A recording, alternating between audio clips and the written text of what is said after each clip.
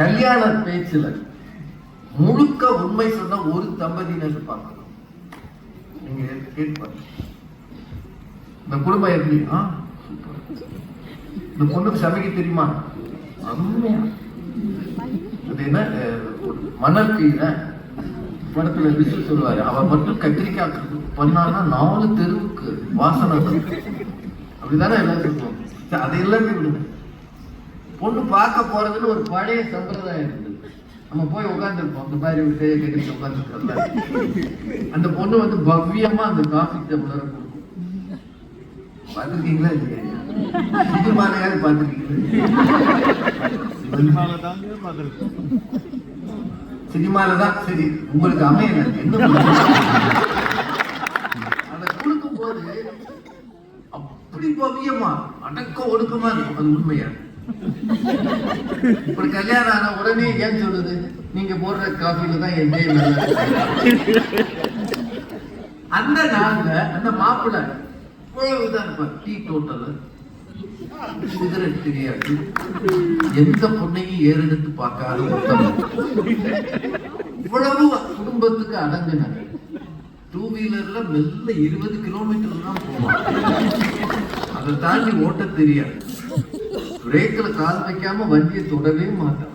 அப்படித்தானே அவன் காட்டுறான். அடுத்த நாள் தலையில நிக்கிறானா இல்லையா? இப்போ சில பொய்கள் தான் ஒரு குடும்பத்தையே உருவாக்குகின்றன. இல்லாட்டி குடும்பங்கள் சேராது. நான் இப்படித்தான், எனக்கு என்னென்ன பிடிக்கும் என்னென்ன பிடிக்காது, நீ இப்படித்தான் இருக்கணும்னு முதல்லயே பேசினா நிச்சயதார்த்தத்தோடு நின்று போகும். அதானே இப்ப நடக்குது. நீங்க பாக்குறீங்களா, தமிழ்நாட்டுல பல ஊர்கள்ல நிச்சயதார்த்தம் பண்ணி ஒரு மொபைல் கொடுத்துறாங்க, நம்பர் கனெக்ட். டெய்லி அந்த அம்மா பேசுறது, உனக்கு யார பிடிக்கும்? எனக்கு ஏஆர் ரஹ்மான் அச்சி, எனக்கு அனிருத்தம்.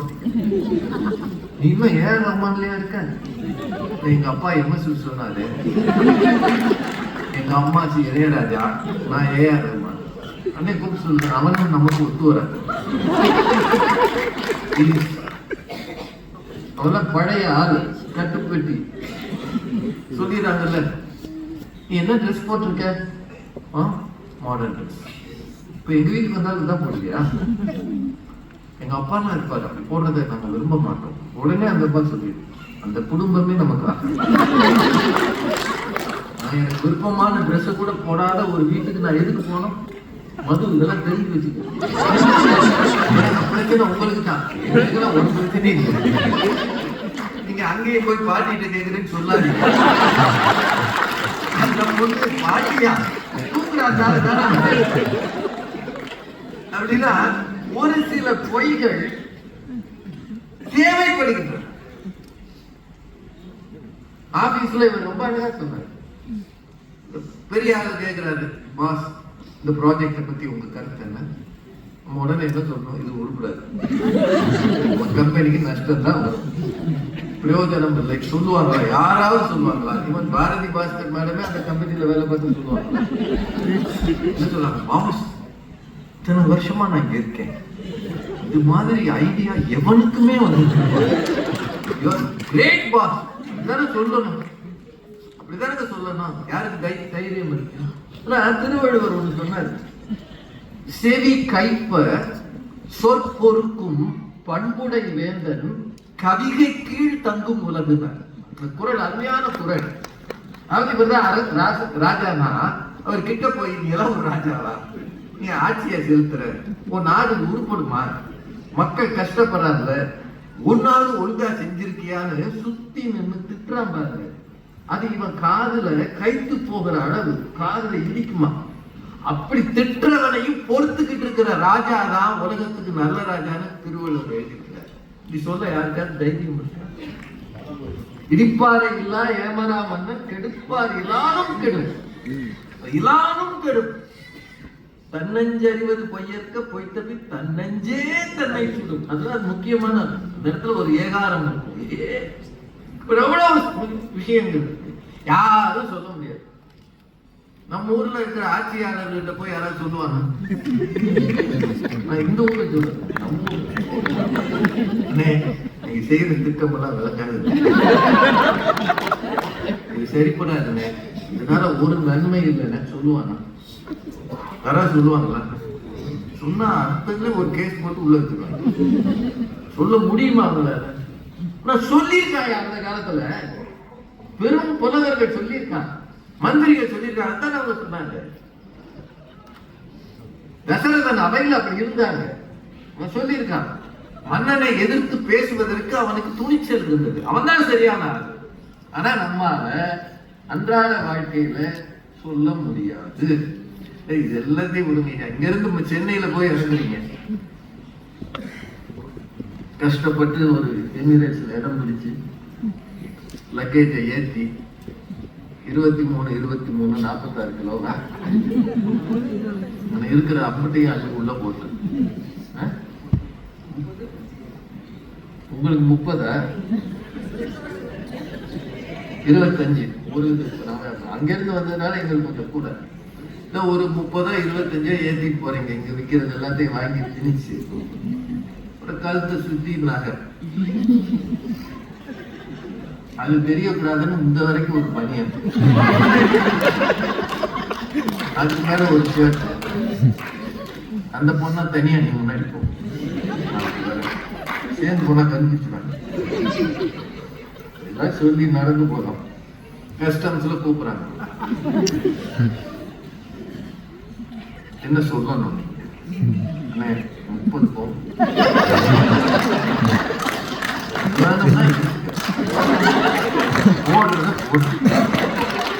நான் வள்ளுவர் வழி வந்திருக்கேன்.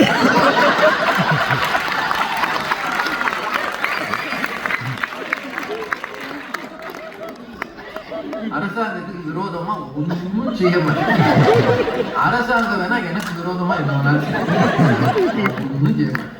அவ்வளவு அவன் போட்டிருக்க புது செயின், அவன் கழுத்துல போட்டு பழைய செயின் மாதிரி போட்டு போறான். அப்பதான் என் மனைவி அவளையும் பிடிக்க அப்படின்னு சொன்னா, அந்த அம்மா வீட்டுக்கு போனது டைவர்ஸ் பண்ணுவோம், வைத்தியக்காரனை கட்சி கொடுத்து நம்மளால சொல்ல முடியுமா? அவருக்கு சார் இது எங்க வீட்டுனாங்க சார், கல்யாணத்துக்கு வந்திருக்கோம், அடுத்த வாரம் வீட்டுக்கு போயிடுவோம், போகும்போது எடுத்துட்டு போயிடுவோம். அப்படித்தானே சொல்றோம். whether you have declared everything at any point of time, செஞ்சிருக்கீங்களா ஐயா அப்படின்னு அவங்க கேட்கிறான். நான் கேட்கிறேன், 3 பேரும் கேட்கிறேன். எந்த இடத்திலாவது இருப்பதை இன்கம் டாக்ஸ் சொல்லியிருக்கோமா? நம்ம ஊர்ல பெரும் பணக்காரங்க, எனக்கு தெரியும் ஒரு பெரிய மில் ஓனர் இருந்தாரு. அவர் இன்கம் எல்லாம் அக்ரிகல்ச்சர் இன்கம் எழுதிடுவாங்க. நல்லா தெரியும், அக்ரிகல்ச்சர் இன்கம்க்கு இந்தியாவில டாக்ஸ் கிடையாது. அவருக்கு வர்ற வருமானத்தெல்லாம் அக்ரிகல்ச்சர், அதுக்குன்னே தரிசு நிலம் கொஞ்சம் போட்டு வச்சிருப்பாங்க. அந்த விவசாயமே நடக்காது. ஒரு 100 ஏக்கர் தரிசு நிலத்துல இருந்து விவசாய வருமானம் சொல்லி இதை காட்டிடுவாங்க. வருமானம் முழுக்க அவருக்கு அக்கௌண்ட் ஆகும். ஒருத்தர் உருப்படியா சொல்லியிருக்காங்களா? சொல்லியிருக்காங்க. சரி, அதிகாரிகள் தான் நம்மகிட்ட உண்மை சொல்றாங்க. நீங்க போய் ஒரு பெட்டிஷன் கொடுக்குறீங்க, இது நடக்கும் நடக்காதுன்னு எவனா சொல்லியிருக்கானா? எந்த அதிகாரியா சொல்லியிருக்கானா? போயிட்டு வாங்க, அடுத்த வாரம் ஐயா பிஸியா இருக்காரு. பூரா போய் அரசியல்வாதிகள் ஒரு உண்மை சொல்லி இருக்கிறாங்களா? இன்று வரை சுதந்திரம் வாங்கி 77 வருஷம் ஆச்சு. ஏதோ அப்பாவி கக்கன் காமராஜர் மாதிரி 1-2 பேர் இருந்தாங்க. காமராஜர் எப்ப போனாலும் ஆகட்டும் பார்க்கலாம்னு சொல்லுவாங்க. அவங்க அம்மாவுக்கு ஒரு சின்ன ஃபேன் வாங்கி கொடுக்கறது கூட 1000 யோசிச்சிடலாம். பாத்ரூம் கட்டக்கூடாதுன்னு சொன்னாராம். எல்லாரும் தெருவில் போறாங்கல்ல, நீயும் போ, உனக்கு மட்டும் என்ன பாத்ரூம் வேண்டி கிடக்கு, அப்படி உனக்கு கட்டி கொடுத்தா எல்லாருக்கும் கட்டி கொடுக்கணும்னா இப்படியும் அந்த காலத்துல இருந்திருக்காங்க. இவ்வளவு பெரிய நல்ல மனிதர்கள். ஆனா அதற்கு பிறகு, அதற்கு முன்னால், அதற்கு பிறகு யாரு இருந்தது? ஒருத்தரை சொல்ல முடியாது. அப்படின்னா இந்த உலகத்துல பொய் சொல்வது சாதாரணம், அது இல்லாமல் ஒன்றும் முடியாது அப்படின்னு 3 பேர் சொன்னாங்க இல்லையா? அதை நீங்க ஏத்துக்கிறீங்களா இல்லையா?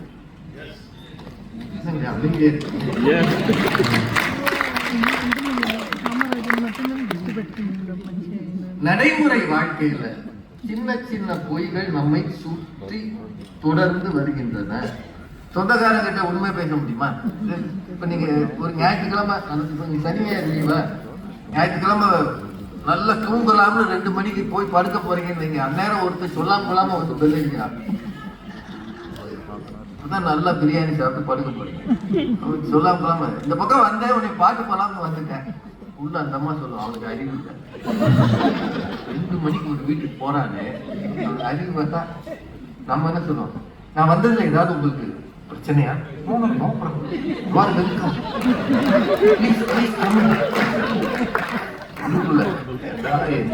திட்டு வாங்கி விடுறேன், அவன் இன்னைக்கு பூரா திட்டுவாடா, நீங்கெல்லாம் என் ஃப்ரெண்டாடா, இனிமீடா, அப்படித்தானே தோணும். ஆனா சொல்றமா திருச்சமாமா காஃபி சாப்பிடுறீங்களா? இல்லம்மா சொல்ல விஷத்து கூட. உறவுகளுக்கு மத்தியில் பல பொய்கள் தான் அந்த உறவை நிலைநிறுத்துகின்றன. நினைவில் வச்சு, நீங்க இங்கிருந்து வாங்கிட்டு போய் கொடுக்குற ஒரு சென்ட் பாட்டில உங்க சொந்தக்காரங்க சந்தோஷமா வாங்கிக்கிறாங்க. இப்படி அமுக்குன்னா சரு சருன்னு வருது. அதுவும் நாத்தம் சரியில்லை, நாத்தம் வாசனை கிடையாது, நாத்தம் சரியில்லை. இதை கொண்டாந்து துபாயில இருந்து இறக்கிக்கலாம். ஏன் ஒரு மோதிரம் வாங்கி, நீ மோதிரம் போடுறதுக்கு அவன் சம்பாதிக்கிறாங்க, அப்படித்தானே சொல்றாங்க.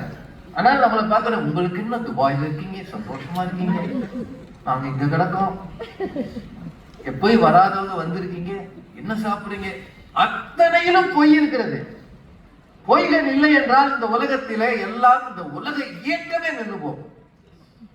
நம்ம சுத்தி அட்சரேகை தீர்க்க ரேகைகளை போட்டுக்கமே, அது இருக்கா எங்கேயாவது? பூமியை சுத்தி போட்டுருக்காங்கல்ல, பூமத்திய ரேகை, அட்சரேகை, தீர்க்க ரேகை இப்படின்னு ஒண்ணு இருக்கா? அது எல்லாம் கற்பனை. அதானங்க, இந்த டிகிரியில நீ போனாதான் உன் விமானம் ஒழுங்கா போகும். அப்படி போகும்போதே 2ம் சேர்த்து இடிச்சுது. பார்த்து வாஷிங்டன்ல இடிச்சுது. இந்த விமானம் இறங்க போகுது, எவ்வளவு பயங்கரங்க. இறங்க போகுது 240 அடியில அந்த ரன்வே தொற்றுக்குமா, 240 feet. குறுக்க ஒருத்தன் வந்துட்டான். கரெக்டா பிளான் பண்ணி போகும்போதே இது நெருக்கடினா, இந்த குறியீடுகள் கூட இல்லை என்றால் உலகம் என்ன ஆகும்? இயக்கம் கெட்டு போகுமா இல்லையா? அதனால சின்ன சின்ன பொய்களை அனுமதிக்கலாம் அப்படின்னு இவங்க சொன்னதை அங்கீகரிக்கலாமா வேண்டாம்?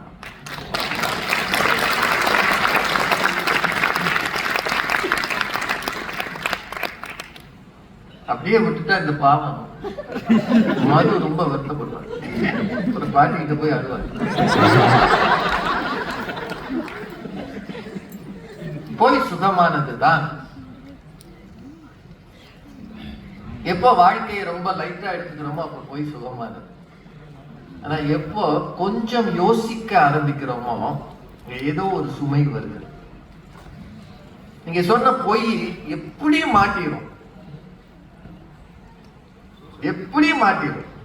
1 முறை 2 முறை தப்பிக்கலாம். ஆனா சிக்குனீங்கன்னு வைங்க, பெரிய சிக்கல மாட்டிக்கு. எல்லாத்துக்கும் மேல நம்ம ஒருத்தர்கிட்ட பொய்யா பேசியிருக்கிறோம்னு வைங்க, அது அவருக்கு தெரியாது. ஆனா அவரை நம்ம நேர சந்திக்கும் போது மனசுக்குள்ள ஒரு குறுகுறுப்பு இருக்குமா இருக்காது? சொல்லுங்க, இருக்குமா இருக்காது?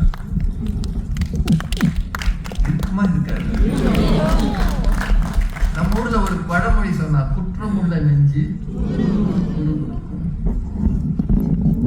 சரி, இவனை போய் நான் ஏமாத்திட்டேனே, இவனை போய் முதல் அடிச்சுட்டேனே, இவன்கிட்ட போய் சொன்னேன்ற எண்ணம் உங்களுக்குள்ள இருக்குமா இருக்காதா? அதைத்தான் அவங்க சொன்னாங்க, தன்னெஞ்சே தன்னை.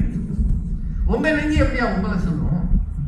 இது உங்களுடையது தானே, உங்க மனம் தானே, அது உங்களையே சொல்லும்னா ஒரே காரணம் தான், பொய் அங்கே உள்ளே நுழைந்தது தான் காரணம். மேல அழகாக இருக்கும் கட்டடங்கள், உள்ள ஒண்ணும் இல்லாத வெறுமையா இருக்கும். அந்த மாதிரி தான் இந்த மனம், பொய் உள்ளே போன பிறகு வெறுமையா இருக்கும். இதற்கு என்ன தீர்வு, என்ன பரிகாரம் என்று தேடி அலைக்கிறது, நிம்மதி இல்லாமல் இருக்கிறது. இளமையில் செய்த தவறுகள், இளமையில் சொன்ன பொய்கள், அது எல்லாம் ஒரு வயது வரும்போது மனதை பாதிக்கிறது, திரும்ப திரும்ப வந்து முட்டி மோதுகிறது. இப்படி செஞ்சேயடா செஞ்சிருக்கலாமா அப்படின்னு எப்போ உங்களுக்குள்ளே ஒரு குரல் ஒலிக்கிறதோ அது ஆன்மாவின் குரலாக இருக்கும், அது சத்தியத்தின் குரலாக இருக்கும், அது உண்மையின் குரலாக இருக்கும். அதுதான் மகாத்மா காந்தி திரும்ப திரும்ப சொன்னார், உண்மை பேசு, உண்மையே பேசு. அதனால் எந்த பிரச்சனை வந்தாலும் பரவாயில்லை. காந்தியின் வாழ்க்கையை பற்றி நீங்க படிச்சு பார்த்துருந்தேன், சத்திய சோதனையை வாங்கி வாசிக்க நிறைய புத்தகங்கள். சின்ன வயதுல காந்தியும் போய் சொன்னவர் தான். மாமிசம் சாப்பிட்டார், திருடினார், வீட்டுல இருந்து சில காசுகள், ஸ்மோக் பண்ண முயற்சியும் பண்ணார். இதெல்லாம் காந்தி வாழ்க்கையில அவரே சொன்னார். தான் செய்த தவறுகளை எப்போது ஒருவர் பொது வெளியில் சொல்லுகிறாரோ அவரை விட சிறந்த உத்தமர் இருக்க முடியாது. அதனால்தான் அவர் மகாத்மாவாக போட்டார். ரொம்ப உடல்நலம் இல்லாம அவங்க அப்பா படுக்கையில இருக்கிறார். கடுமையான கோபக்காரர் அவங்க அப்பா. அந்த ஏரியால ஒரு பிரதமர் மாதிரி இருந்தார். அவர்கிட்ட போய் இவர் உண்மை சொல்லணும்னு ஆசைப்படுறாரு. சொல்ல பயம், அப்பா அடிப்பாருன்ற பயம். தான் செய்த எல்லாவற்றையும் ஒரு சின்ன பேப்பர்ல, ஒரு நோட்டு பேப்பர்ல எழுதுகிறார் காந்தி. சின்ன பையன் மோகன்தாஸ் காந்தி எழுதி அவங்க அப்பாட்ட கொடுக்கிறார். அவர் எழக்கூட முடியாமல் படுத்திருக்கிறார். அதை வாங்கி இப்படி வாசிச்சு பார்க்கிறார். திட்டுவார்னு ஓரமா ஒதுங்கி நின்ற காந்தியை பார்த்து அவர் ஒரு வார்த்தை சொல்லவில்லை. இதை வாசித்து விட்டு கண்களிலே கண்ணீர் மல்க இருந்தாராம் அவரது தந்தையார். காந்தி எழுதுகிறார், என் தகப்பன் ஒருவேளை என்னை பற்றி திட்டி இருந்தால் கூட எனக்கு அது பெரிதாக பாதித்திருக்காது. ஆனால் நான் செய்த தவறுக்காக அவர் கண்ணீர் விட்டாரே, அந்த கண்ணீர் என் பாவ கரையை கழுவியது. எவ்வளவு பெரிய வரி! அப்படின்னா உண்மை சொல்லும் போது பாவங்கள் கழுவப்படும். எல்லாத்துக்கும் மேல அது உள்ளுக்குள்ள ஒரு சின்ன நெருடலாக இருந்து கொண்டே இருக்கும். நீங்க ஷூ போட்டு போயிருக்கீங்கல்ல, இந்த சாக்ஸுக்குள்ள ஒரு கல்லு போயிருக்குன்னா எப்படி இருக்கும்? வெளியில இருக்கிறவங்களுக்கு அது தெரியாது. ஷூ அழகா இருக்கு, சாக்ஸ் போட்டுருக்கோம். ஆனா நடக்கும் போது உள்ளுக்குள்ள குத்திக்கிட்டே இருக்கும். பொய் அப்படித்தான் செய்யும். நடக்கும் போது வாழ்க்கையில் பெரியவர்களே, இதுக்கு மேல இதை சொல்லணும்னு அவசியம் இல்லை. முதல்ல இந்த மாதிரி ஒரு தலைப்பை ஏற்றுக்கொண்ட இந்த பொன்மாலை பொழுது அணியினருக்கு குழுவினருக்கு என்னோட வாழ்க்கை. இதன் மூலம் இனிமேல் நாங்கள் யாரும் பொய்யே சொல்ல போவதில்லை என்று